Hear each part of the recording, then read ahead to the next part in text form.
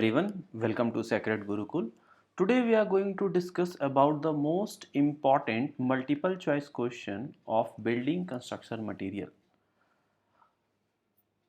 इस वीडियो में हम बात करने वाले हैं पेंट के बारे में। पेंट का ये लास्ट पार्ट है। अभी तक हमने पार्ट 1 से लेके 22 तक कवर कर लिया है। Total number of question 430, 430 question cover कर लिए। इसमें हम 431 से लेके 450 तक कवर करेंगे, राइट। टॉपिक की बात करें, टॉपिक हमने cement, lime, brick, timber, aggregates, mortar, steel, cast iron, ये सारे टॉपिक कवर कर लिए हैं। अभी ये टॉपिक पेंट चल रहा है। पेंट के बाद हम देखेंगे कुछ नॉन फेरस मटेरियल और उसके बाद मिसलेनियस आइटम देखेंगे। उसके बाद आपका बिल्डिंग कंस्ट्रक्शन मटेरियल के लगभग 500 क्वेश्चंस कवर हो जाएंगे।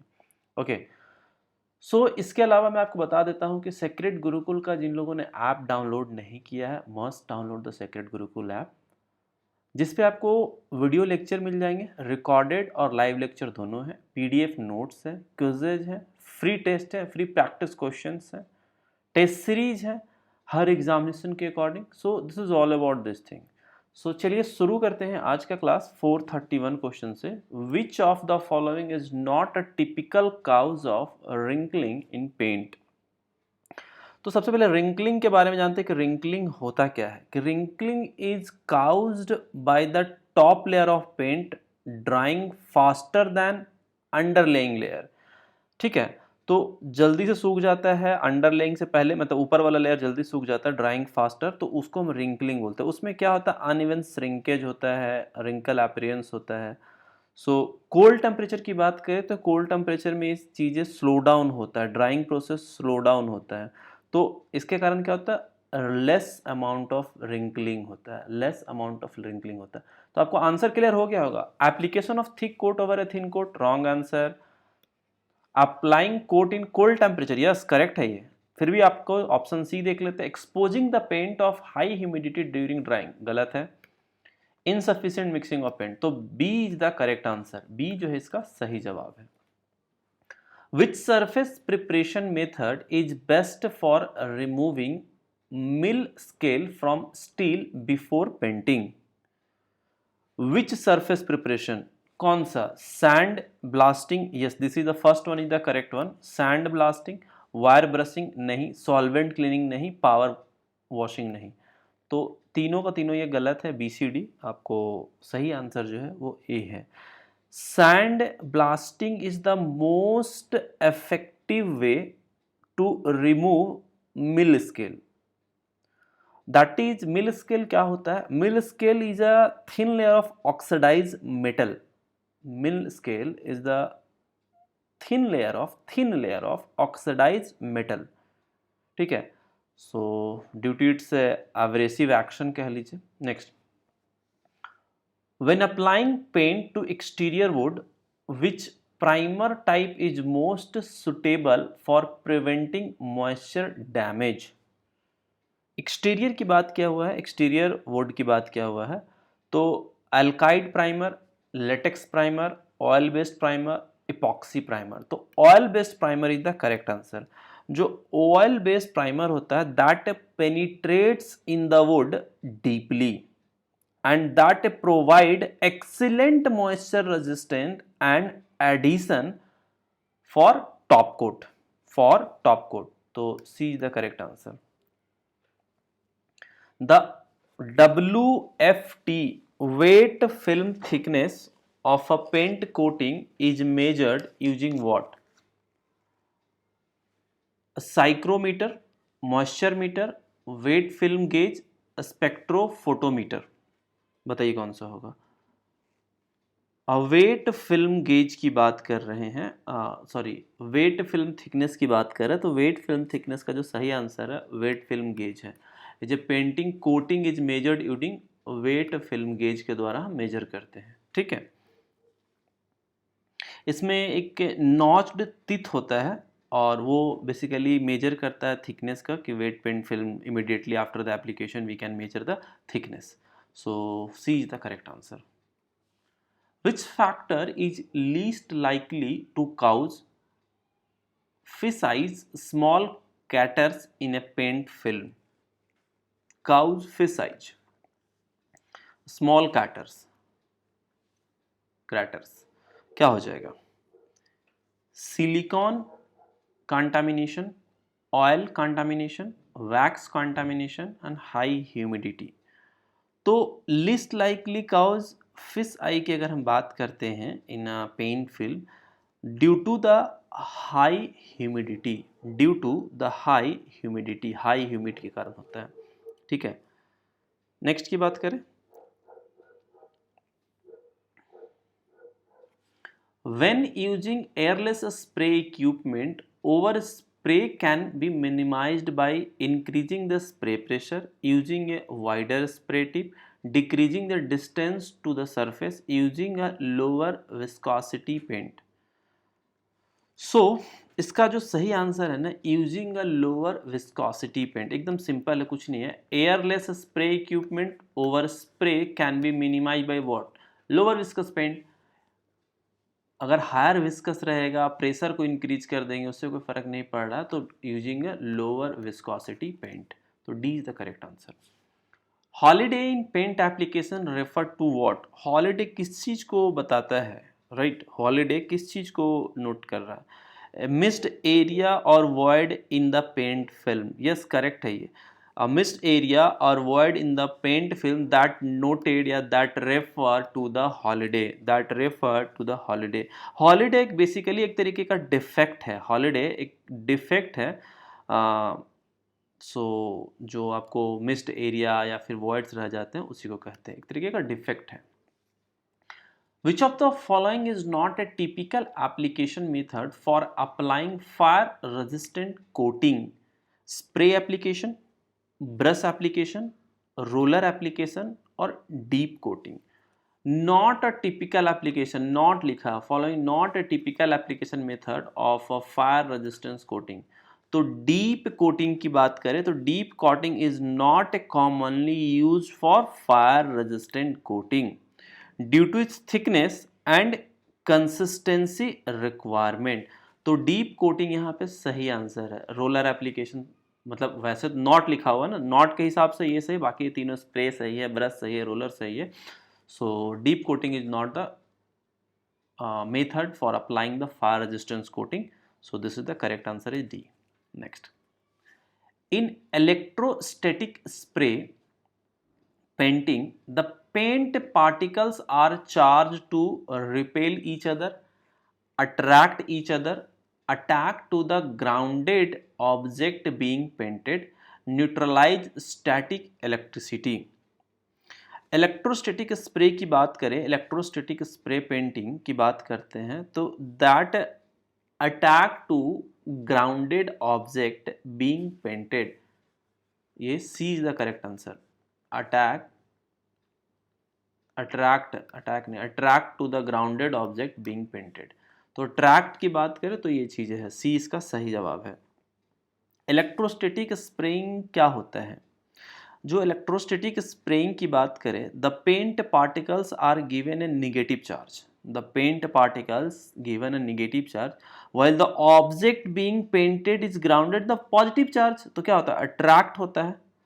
अट्रैक्ट होता है। This creates an electrostatic attraction and improving transfer efficiency and reducing overspray. Transfer efficiency बढ़ता है और ओवर स्प्रे रिड्यूस करता है। एक निगेटिव रहेगा, पॉजिटिव रहेगा, तो अट्रैक्शन ज़्यादा होता है। तो ये चीज़ है बेनिफिट इसका। C is the correct answer. When choosing a paint roller for a smooth surface, which nap length is generally preferred? तो नैप लेंथ की बात कर तो 1/4 नैप लेंथ, 1/4 इंच होता है, 1/4 इंच ऑफ नैप लेंथ होता है।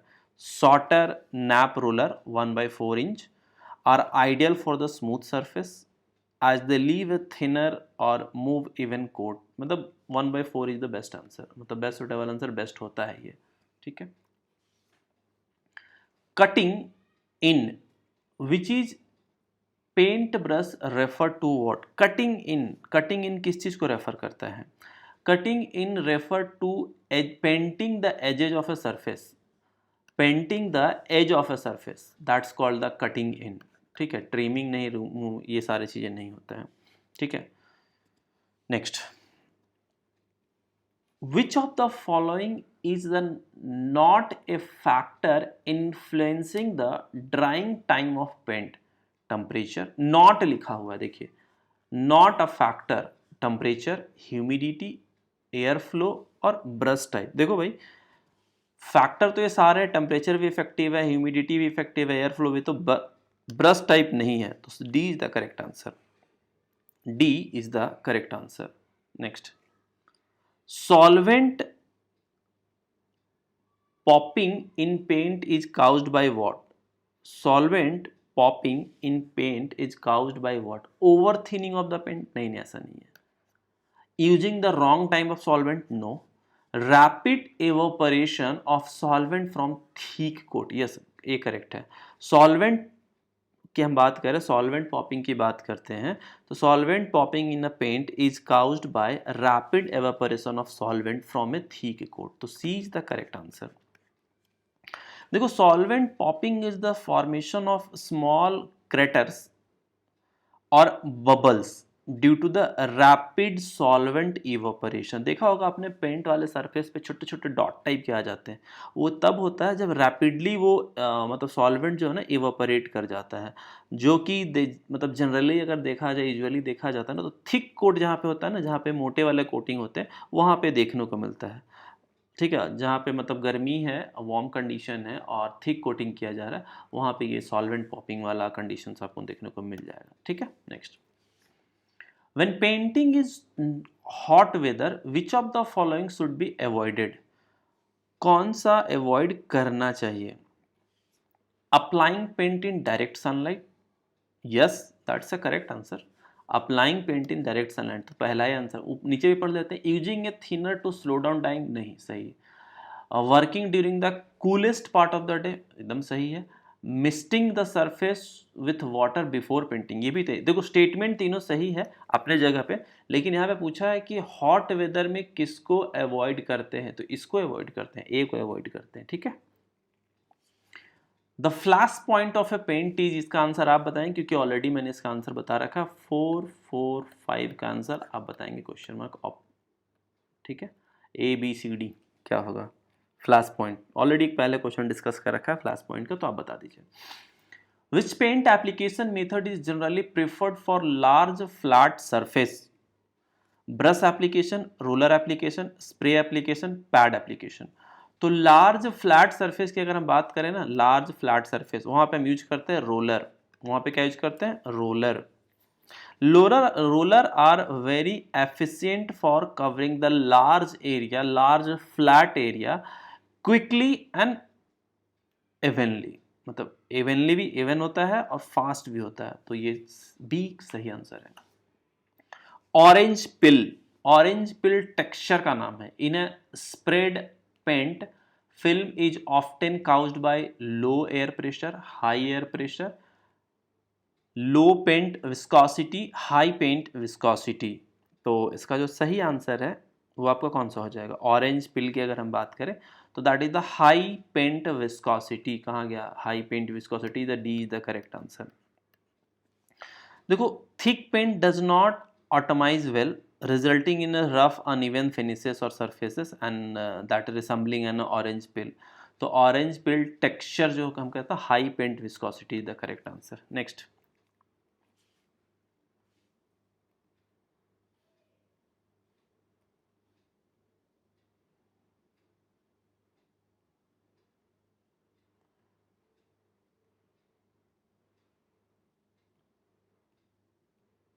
एक सेकेंड, ये आगे नहीं जा रहा, जस्ट अ मोमेंट रुकिए। 448, ठीक है आ गया।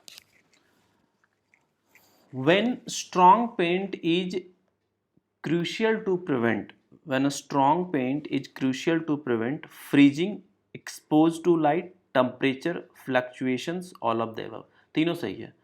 strong Strawing paint, strong नहीं, strawing paint is crucial to prevent freezing, exposed to light, temperature fluctuations, तीनों का तीनों सही है, यानी D is the correct answer.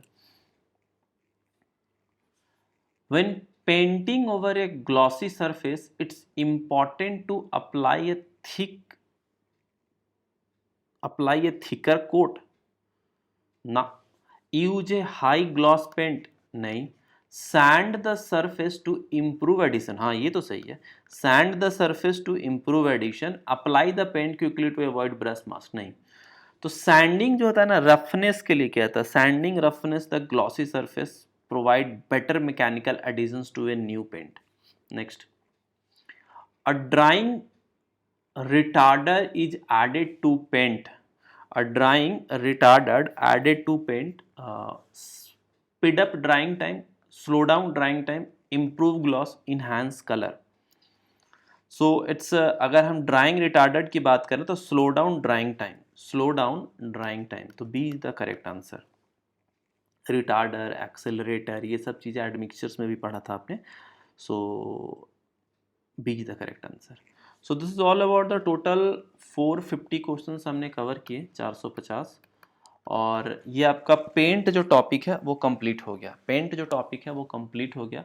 Paint के बाद का जो टॉपिक जो चाहिए वो आप कमेंट सेक्शन में बता दीजिएगा कि 451 से हम कौन सा टॉपिक लेके कवर करेंगे।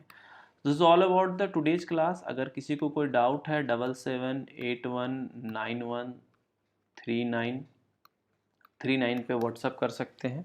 एंड सेकेंड थिंग, जिन लोगों ने भी सेक्रेड गुरुकुल का ऐप डाउनलोड नहीं किया है, must download the sacred Gurukul app. आपको वहाँ पे जितने भी आपके एग्जामिनेशन से प्रिपरेशन के कंटेंट हैं सारे कुछ मिल जाएंगे। सो this is all about the today's class. So thank you everyone.